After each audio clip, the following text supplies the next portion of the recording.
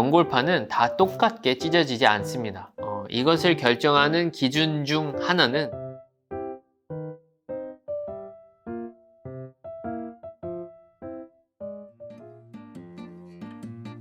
안녕하세요.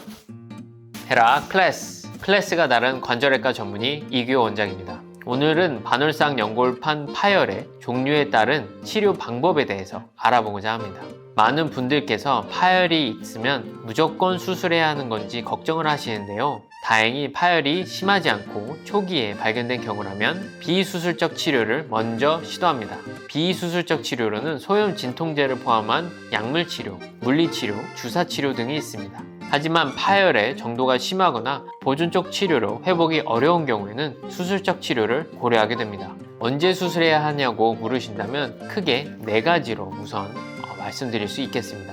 다음 4가지에 해당을 한다면 적극적으로 수술적 치료를 고려하셔야 됩니다. 첫째, 치료를 해도 낫지 않을 때입니다. 주사도 맞고 약도 먹었는데 3개월 이상 무릎이 계속 아파서 걷기 힘든 경우. 둘째, 무릎에 잠김 현상이 발생할 때입니다.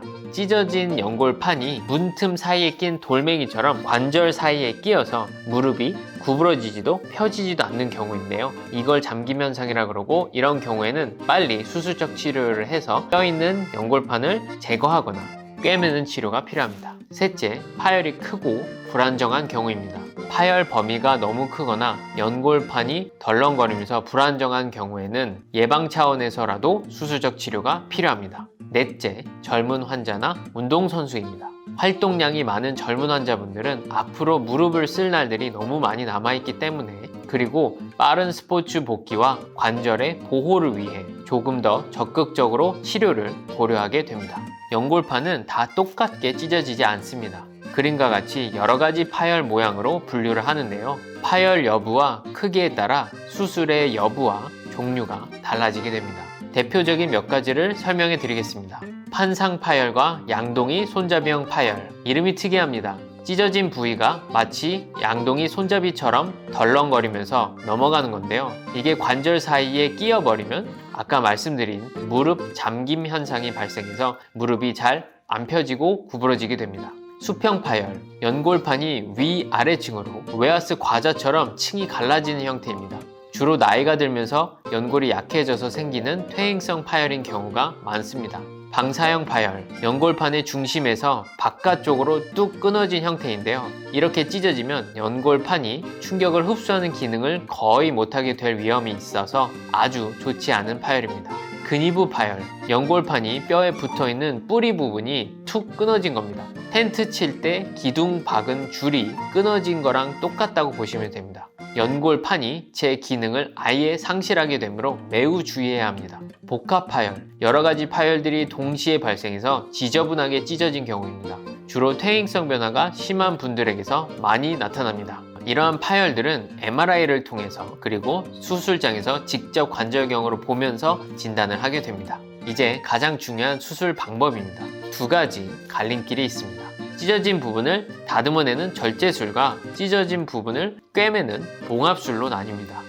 이것을 결정하는 기준 중 하나는 피가 통하는 곳이냐 아니냐입니다. 먼저 반월상 연골판 절제술입니다. 연골판 안쪽 3분의 1 지점은 혈관이 없는 백색 영역입니다. 여기를 실로 꿰매놔도 피가 안 통하니 붓질 않습니다. 억지로 꿰매봤자 다시 찢어질 가능성이 높습니다. 그래서 이럴 때는 찢어진 부위만 다듬어내는 절제술을 시행하게 됩니다.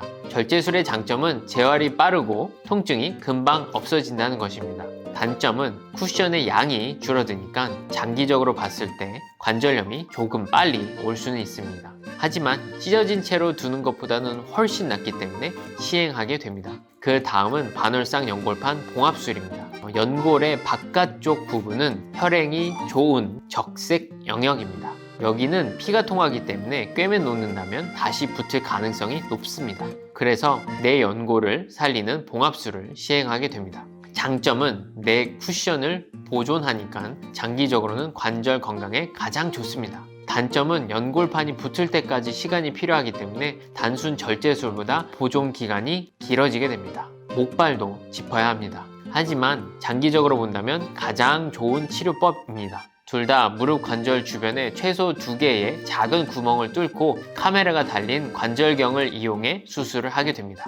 하지만 너무 늦게 오셔서 연골판이 너덜너덜해지고 관절 연골 자체도 많이 닳아서 뼈와 뼈가 부딪히는 상황이 된다면 이러한 것을 심각한 퇴행성 관절염이라고 하는데요. 이러한 경우에는 관절경으로 수술은 불가능하고 인공관절 치환술을 시행해야 합니다. 여러분도 혹시 무릎 통증으로 고민하고 계신다면 그냥 참지 마시고 꼭 전문의를 찾아가서 진료를 보시기 바랍니다. 또 궁금하신 점은 아래 댓글로 남겨주세요. 그럼 지금까지 클래스가 다른 관절외과 전문의 이규호 원장이었습니다. 감사합니다. 헤라 클래스!